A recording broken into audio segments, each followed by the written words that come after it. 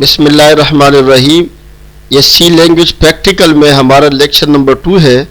इससे पहले हमने हेलो वर्ड को प्रिंट करना सीखा था।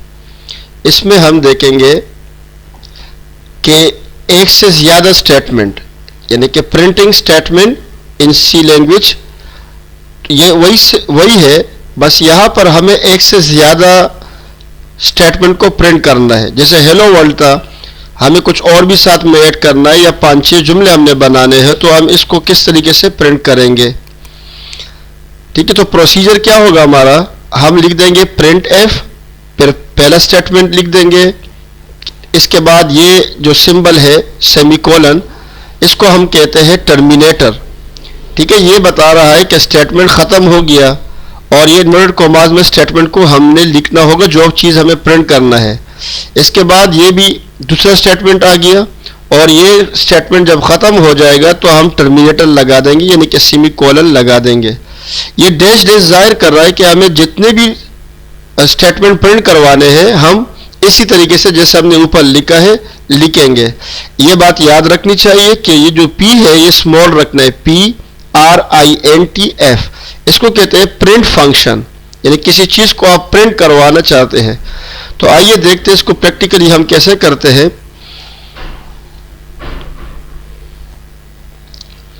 तो ये जो मैंने 2 लाइनें लगाई है फॉरवर्ड स्लैश, इसको कहते हैं कमेंट। तो ये जो है हमारे पास ये जो लिखा हुआ है ये नहीं पढ़ा जाएगा, हम लिख देंगे हैश इंक्लूड stdio। ठीक है, ये हमारे सी लैंग्वेज का लाइब्रेरी है, तो ये हमने लिख दिया। इसके बाद हम क्या कर लेते हैं, एक और लाइब्रेरी ऐड करते हैं, conio console input output.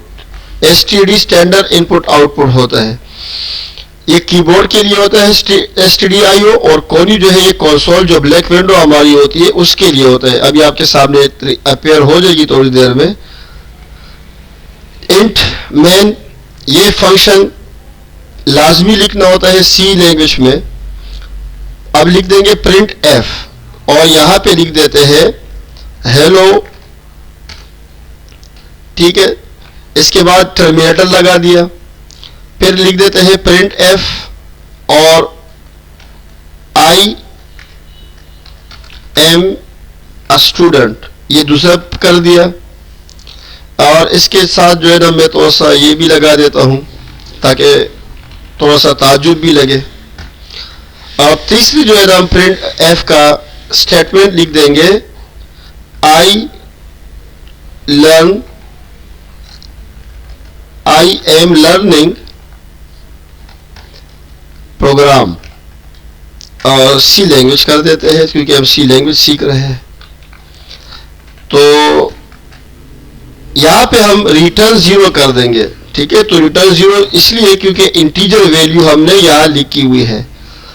Okay, तो ये हम यहाँ पे एग्जीक्यूट पे जाएंगे, रन कंपाइल कर देते हैं। कंपाइल हमें बता रहा है कि एरर इसमें कोई नहीं है, 0 एरर है, और वार्निंग जो है ना ये 0 है। इस वक्त जो मैं ये यूज कर रहा हूँ ये डेव C++ है, इसको कोड ब्लॉक में भी आप कर सकते हैं। तो उसके एग्जीक्यूशन का तरीका अलग होता है, उसमें यहाँ पे बटन होगा रन कंपाइल का, तो वो लगाना है। अब हम इसको रन करते हैं। इसको हम यूं भी कर सकते हैं कि कंपाइल एंड रन, तो डायरेक्ट कंपाइल भी कर जाता और चल भी जाता। तो ये देखिए ये आ रहा है hello I am a student, I am learning C. तो ये हमने 3 स्टेटमेंट जो थी वो कर दिए थे। अब क्या कर लेते हैं, यहाँ पे एक बैकस्लैश n डाल देते हैं। तो बैकस्लैश n क्या करेगा, ये नई लाइन पे लेके आ जाएगा। तो इसको चला के देखते हैं हम।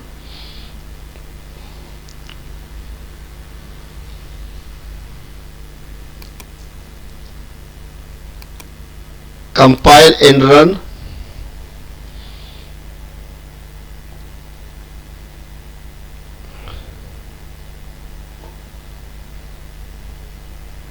ठीक है। तो ये देखिए हेलो अगली लाइन पे, पहली लाइन पे आ गया और बाकी 2 अगले लाइन पे चले गए। इस तरीके से हम इसको क्या कर सकते हैं, नई लाइन पे लेके आ सकते हैं। यहाँ पे भी \n लिख देते हैं, तो ये तीनों जो है अलग अलग लाइन पे प्रिंट हो जाएंगे हमारे पास। ये कंपाइल एंड रन डायरेक्ट कर रहे हैं।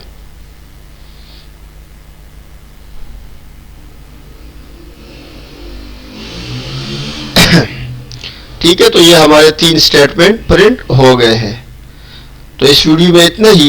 इंशाल्लाह नेक्स्ट वीडियो में हम मज़ीद इसको करेंगे। Thanks for watching.